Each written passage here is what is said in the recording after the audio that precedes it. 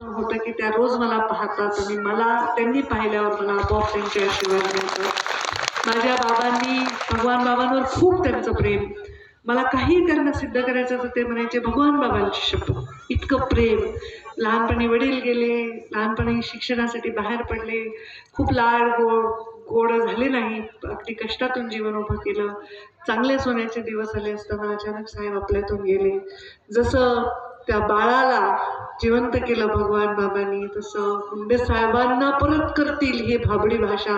मुंडे साहेब गेल्यानंतर खूप अफवा पसरवल्या की साहेब महिनाभराने तिथं त्या भगवान गडावर येणारे साहेब जिवंत आहेत. इतके भाबडे लोक, अक्षरशः भगवान गडावर एवढी मोठी गर्दी झाली की खरंच आज मुंडे साहेब येणार. खरंच भगवान बाबा मी मुंडे साहेबांना जिवंत केलं, शरीराने नाही, त्यांच्या विचारांना जिवंत केलं, त्यांच्या संस्कारांना जिवंत केलं. मुंडे साहेब जिवंत झाले. ते माझ्या नाही, तुमच्या सगळ्यांच्या डोळ्यामध्ये, तुमच्या डोळ्यातल्या आश्वासनामध्ये, तुमच्या डोळ्यांच्या विश्वासामध्ये. आणि ते जिवंत राहावे हेच माझ्या जीवनातलं अंतिम सत्य आहे, हेच कर्तव्य आहे. आणि मुंडे साहेब जिवंत राहणे म्हणजे वंचितांसाठी कष्ट करणे, वंचितांसाठी झटणे, आपलं आयुष्य खर्ची घालणे. भगवान बाबा वामनभाऊचं नाव त्याला घ्यायचा अधिकार नाही. जो वेगळं वागतो आणि त्यांचं नाव घेतो, कीर्तनाचे पैसे देत असतील, मोठे सभागृह मंडप जमा करत असतील, त्याला आशीर्वाद भगवान बाबा वामनभाऊंचे मिळणार नाहीत. भगवान बाबा वामनभाऊंच्या विचारांवर जो चालेल, जो जगेल, त्याच आशीर्वाद मिळतील, हा मला विश्वास आहे. तिथे आपल्याला भगवान बाबांचं वामनभाऊंचं मंदिर बनवायचं. ताई तुम्ही सांगितलं तर होईल, तर मी माझ्यावरती जबाबदारी घेईन. इथल्या सगळ्या लोकांना, नेत्यांना आणि मी स्वतः त्याच्यामध्ये भाग घेईन. पण अट एकच आहे की रोज अभिषेक झाला पाहिजे, रोज पूजन झालं पाहिजे, रोज प्रसाद झाला पाहिजे.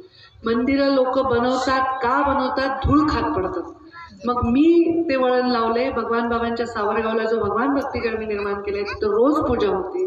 प्रत्येक घरातून एक दिवस सकाळचा एक प्रसाद, संध्याकाळचा येतो, तर लोक एकत्र राहतील.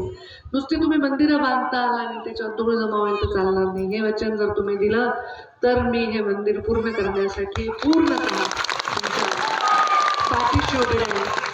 मी या प्रचारासाठी आलेली नाही निवडणुकीच्या इथे. मी माझ्या वामनभाऊ आणि भगवान बाबांच्या चरणी नतमस्तक होण्यासाठी चालले. उद्या मी गैनाथ गडावर पण जाणार आहे. आणि भगवान बाबा तुम्ही माझ्या हृदयात घेऊन आलेली आहे, त्यांच्या जन्मस्थानी घेऊन आलेली आहे. तिथे न चुकता माझी दसऱ्याला वारी असते. तुम्ही सगळे बघता, कोणी येतं, कोणी घरातून बघतं.